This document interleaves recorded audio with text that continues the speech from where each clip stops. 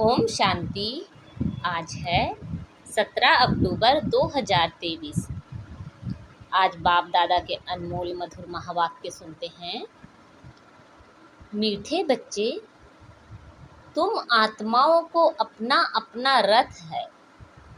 मैं हूँ निराकार। मुझे भी कल्प में एक ही बार रथ चाहिए। मैं ब्रह्मा का अनुभवी वृद्ध रथ उधार लेता हूँ। आज की मुरली से प्रश्न है, किस निश्चय के आधार पर शरीर का भान भूलना अति सहज है? उत्तर है, तुम बच्चों ने निश्चय से कहा, बाबा हम आपके बन गए, तो बाप का बनना माना ही शरीर का भान भूलना। जैसे शिव बाबा इस रथ में आता और चला जाता, ऐसे तुम बच्चे भी प्रैक्टिस करो इस रथ पर आने जाने की। अशरीरी बनने का अभ्यास करो। इसमें मुश्किल का अनुभव नहीं होना चाहिए। अपने को निराकारी आत्मा समझ बाप को याद करो। आज मुरली में गीत बजा है, ओम नमः शिवाय। ओम शांति। शिव बाबा बच्चों को इस ब्रह्मा के रथ द्वारा समझाते हैं, क्योंकि बाप बच्चों से ही पूछते हैं, मुझे अपना रथ तो है नहीं, मुझे रथ तो जरूर चाहिए।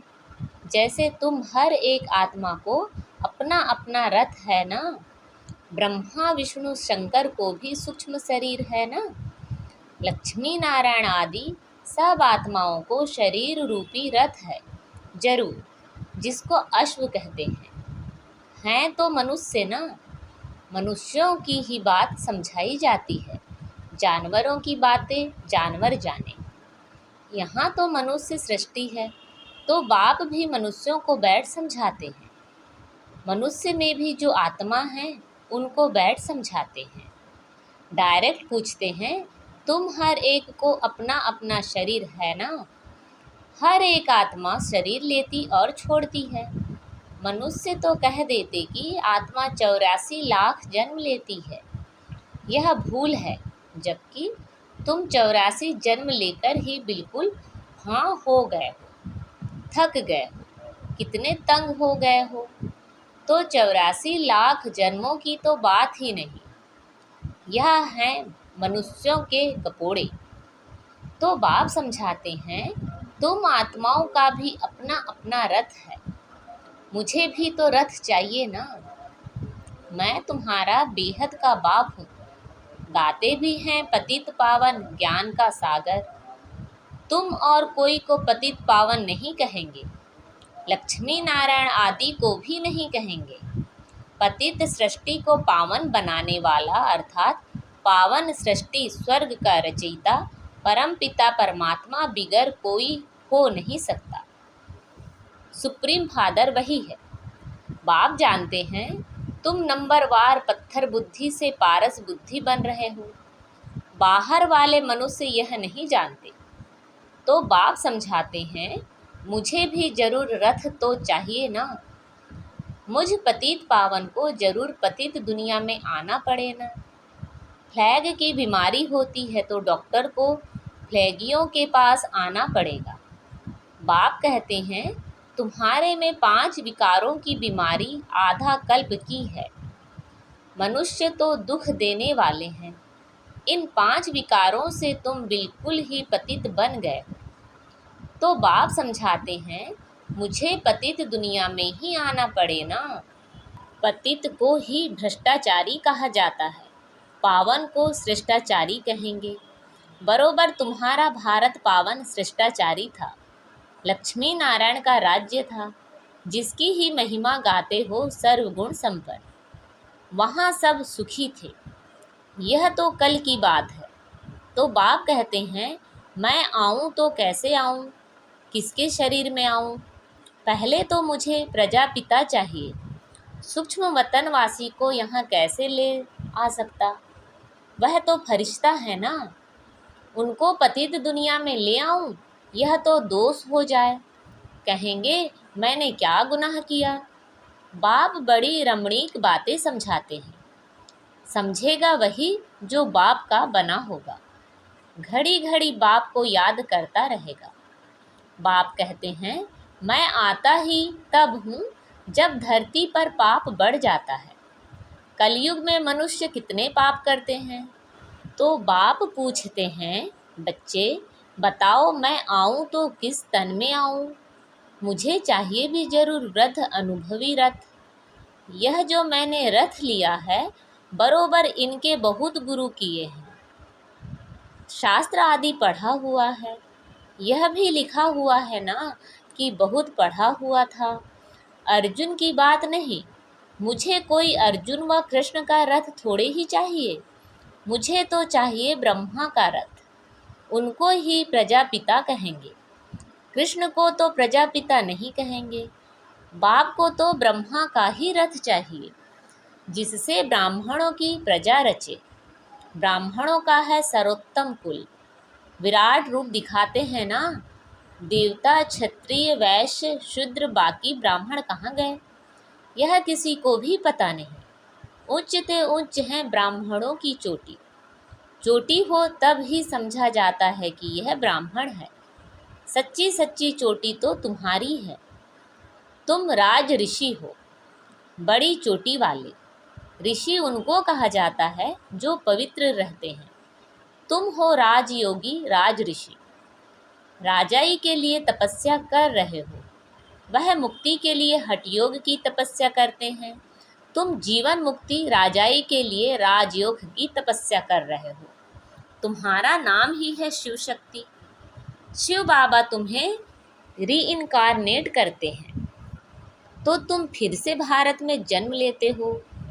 जन्म लिया है ना, कोई कोई ने भले जन्म लिया है, परंतु समझते नहीं कि हम शिव बाबा के बने हैं, उनके पास जन्म लिया है। अगर ऐसा समझें तो शरीर का भान बिल्कुल ही निकल जाना चाहिए। जैसे शिव बाबा निराकार इस रथ में हैं, तुम भी अपने को निराकार आत्मा समझो। बाप कहते हैं, बच्चे मुझे याद करो, अब वापस घर चलना है। तुम तो पहले अशरीरी थे, फिर देवी व देवता का शरीर लिया, फिर क्षत्रिय शरीर, फिर वैश्य शरीर, फिर शूद्र शरीर लिया। अभी फिर तुम अशरीरी बनो। तुम मुझ निराकार को ही कहते हो बाबा। अभी हम आपके बने हैं, हमको वापस जाना है, देह को तो ले नहीं चलना है। हे आत्माएं, अब मुझ बाप को और स्वीट होम को याद करो। मनुष्य जब विलायत से लौटते हैं तो कहते हैं, चलो अपने स्वीट होम भारत में चलें, जहाँ जन्म लिया था वहाँ लौटें। मनुष्य मरते हैं तो जहाँ जन्म लिया था उनको वहाँ ले जाते हैं। समझते हैं भारत की मिट्टी का बना हुआ है, तो वह मिट्टी भारत में ही छोड़ें। बाप कहते हैं, मेरा जन्म भी भारत में है, शिव जयंती भी मनाते हो, मेरे नाम तो ढेर रख दिए हैं। कहते हैं, हर हर महादेव, सबके दुख काटने वाला, वह भी मैं ही हूँ, शंकर नहीं है। ब्रह्मा सर्विस पर हाजिर है, और फिर जो स्थापना करते हैं वही विष्णु के 2 रूप से पालना करेंगे। मुझे प्रजापिता ब्रह्मा जरूर चाहिए। आदि देव का बरोबर मंदिर भी है। आदि देव किसका बच्चा है? कोई बताए, उनका बाप कौन था? आदि देव प्रजापिता ब्रह्मा है, उनका बाप है शिव। यह जगत पिता जगत अम्बा का यादगार मंदिर है। इस आदि देव ब्रह्मा के रथ में बाप ने बैठ ज्ञान सुनाया है। कोठरी में सब बच्चे बैठे हैं, सभी का मंदिर तो नहीं बनाएंगे। मुख्य हैं 108 की माला, तो 108 कोठरियाँ बना दी हैं। 108 की ही पूजा होती है। मुख्य हैं शिव बाबा, फिर ब्रह्मा सरस्वती युगल, वह शिव बाबा हैं फूल, उनको अपना शरीर नहीं है। ब्रह्मा सरस्वती को अपना शरीर है। माला शरीरधारियों की बनी हुई है।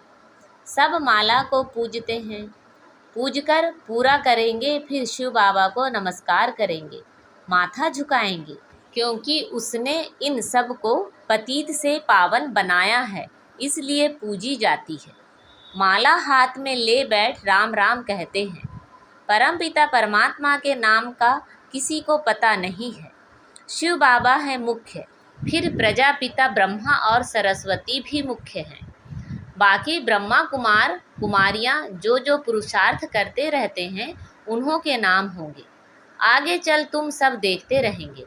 जब पिछाड़ी होगी तब तुम यहाँ आकर रहेंगे। जो पक्के योगी होंगे वही रह सकेंगे। भोगी तो थोड़ा थका सुनने से खत्म हो जाएंगे। कोई का ऑपरेशन देखने से भी मनुष्य अनकॉन्शियस हो जाते हैं। अभी पार्टीशन में कितने मनुष्य मरे। वो लोग तो गपोड़े मारते रहते हैं कि हमने बिगर कोई लड़ाई राज्य ले लिया, परंतु मरे इतने जो बात मत पूछो। यह है ही झूठी माया। अभी सच्चा बाप बैठ तुमको सच सुनाते हैं। बाप कहते हैं, मुझे रथ तो ज़रूर चाहिए। मैं साजन बड़ा हूँ तो सजनी भी बड़ी चाहिए। सरस्वती है ब्रह्मा मुख वंशावली। वह कोई ब्रह्मा की युगल नहीं है, ब्रह्मा की बेटी है। उनको फिर जगत अम्बा क्यों कहते हैं? क्योंकि यह मेल है ना, तो माताओं की संभाल के लिए उनको रखा है। ब्रह्मा मुख वंशावली सरस्वती तो ब्रह्मा की बेटी हो गई। मम्मा तो जवान है, ब्रह्मा तो बूढ़ा है। सरस्वती जवान, ब्रह्मा की स्त्री सोचती भी नहीं। हाफ पार्टनर कहला ना सके। अभी तुम समझ गए हो। तो बाप कहते हैं, मुझे इस ब्रह्मा का शरीर लोन लेना पड़ता है। उधार पर तो बहुत लेते हैं। ब्राह्मण को खिलाते हैं तो वह आत्मा आकर ब्राह्मण के शरीर का आधार लेगी। आत्मा वह शरीर छोड़कर आती है क्या? नहीं। यह तो बच्चों को समझाया गया है कि ड्रामा में साक्षात्कार की रस्म रिवाज पहले से नूंद है। यहाँ भी बुलाते हैं। ऐसे नहीं कि आत्मा शरीर छोड़कर आएगी, नहीं, यह ड्रामा में नूंद है। बाप के लिए तो यह रथ नंदीगण है, नहीं तो शिव के मंदिर में बैल क्यों दिखाते? सूक्ष्म वतन में शंकर के पास बैल कहाँ से आया? वहाँ तो है ही ब्रह्मा विष्णु शंकर, और वह युगल दिखाते हैं, प्रवृत्ति मार्ग दिखाते हैं। बाकी वहाँ जानवर कहाँ से आया? मनुष्यों की बुद्धि कुछ भी काम नहीं करती। जो आता है सो कहते रहते, जिससे waste of time, waste of energy होती है। तुम कहते हो हम सो पावन देवता थे, फिर पुनर्जन्म लेते लेते हम पतित पुजारी बने हैं। आपे ही पूज्य, आपे ही पुजारी। पूज्य और पुजारी कोई भगवान नहीं बनता, उनको थोड़े ही 84 जन्म लेने पड़ते। माया मनुष्यों को बिल्कुल पत्थर बुद्धि बना देती है। हम सो का अर्थ यह नहीं कि हम आत्मा सो परमात्मा हैं, नहीं, हम सो ब्राह्मण सो देवता बनेंगे, पुनर्जन्म लेते आएंगे। कितनी अच्छी समझानी है। बाप कहते हैं, मैंने जिसमें प्रवेश किया है इसने बहुत गुरु किए, शास्त्र पढ़े हैं, जन्म भी पूरे 84 लिए हुए हैं। यह नहीं जानता, हम तुमको इन सहित बताता हूँ। ब्रह्मा को भी बतलाता हूँ, सदैव भी तो सवारी नहीं कर सकता हूँ। ब्रह्मा मुख वंशावली ब्राह्मणों को बतलाता हूँ। मुझे रथ भी चाहिए ना। तुम बच्चे याद करते हो और मैं आ जाता हूँ। मुझे तो सर्विस करनी है, तो श्री श्री शिव की मत से भारत पावन बनता है। नर्कवासियों को श्री श्री का टाइटल देना रॉन्ग है। आगे श्री नाम नहीं था, अभी तो सबको श्री अर्थात श्रेष्ठ बना दिया है। श्री श्री तो है शिव बाबा, फिर सूक्ष्म वतनवासी ब्रह्मा विष्णु शंकर, फिर श्री लक्ष्मी नारायण। यह समझने की बातें हैं। नॉलेज बड़ी मज़े की है, परंतु कोई कोई पढ़ते पढ़ते रफू चक्कर हो जाते हैं। माया हाथ छुड़ा देती है। दुकान भी नंबरवार हैं।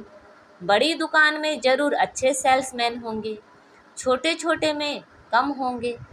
तो बड़ी दुकान पर जाना चाहिए जहाँ महारथी हों। माताओं को तो टाइम बहुत रहता है, पुरुषों को धंधा आदि करना है तो बिजी रहते हैं। माताएं तो फ्री हैं, खाना पकाया बस।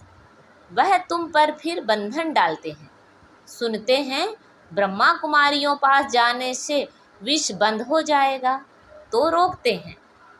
शिव बाबा ऐसी तिरकनी फिसलने वाली चीज़ हैं जो घड़ी घड़ी भूल जाती हैं। बाप बिल्कुल सहज रास्ता बताते हैं कि मुझे याद करो तो तुम्हारे पाप भी कट जाएंगे और मेरे पास भी आ जाएंगे। याद नहीं करेंगे तो पाप भी नहीं कटेंगे और साथ भी नहीं ले जाऊंगा, फिर सजा खानी पड़ेगी। भक्ति मार्ग में छाछ पीते आए, मक्खन तो तुमने सतयुग त्रेता में खाकर पूरा कर दिया, बाकी पीछे छाछ रह जाती है। छाछ भी पहले अच्छी मिलती, फिर पानी मिलता है। सतयुग त्रेता में घी दूध की नदी बहती है, अभी तो घी कितना महंगा हो गया है। अच्छा, माता पिता बाप दादा का मीठे मीठे सिखिलदे बच्चों प्रति याद प्यार और गुड मॉर्निंग। रूहानी बाप की रूहानी बच्चों को नमस्ते। हम सब रूहानी बच्चों की रूहानी माता पिता बाप दादा को याद प्यार, गुड मॉर्निंग और नमस्ते। आज की मुरली से धारणा के लिए मुख्य सार हैं। राज ऋषि बन तपस्या करनी है, पूजनीय माला में आने के लिए बाप समान सर्विस करनी है, पक्का योगी बनना है। नॉलेज बड़ी मज़े की है, इसलिए रमणीकता से पढ़ना है, मूंझना नहीं है। आज बाबा ने हमें वरदान दिया है, वैरायटी अनुभूतियों द्वारा सदा उमंग उत्साह से भरपूर रहने वाले विघ्न जीत भव। रोज अमृत वेले सारे दिन के लिए वैरायटी उमंग उत्साह की पॉइंट्स बुद्धि में इमर्ज करो। हर दिन की मुरली से उमंग उत्साह की पॉइंट्स नोट करो, वह वैरायटी पॉइंट्स उमंग उत्साह बढ़ाएगी। मनुष्य आत्मा का नेचर है कि वैरायटी पसंद आती है, इसलिए चाहे ज्ञान की पॉइंट मनन करो या रूह रिहान करो, वैरायटी रूप से जीरो बन अपने हीरो पार्ट की स्मृति में रहो, तो उमंग उत्साह से भरपूर रहेंगे और सब विघ्न सहज समाप्त हो जाएंगे। आज का स्लोगन है, अपनी अवस्था को ऐसा शांत चित्त बना लो जो क्रोध का भूत दूर से ही भाग जाए। अपनी अवस्था को ऐसा शांत चित्त बना लो जो क्रोध का भूत दूर से ही भाग जाए। अच्छा, ओम शांति।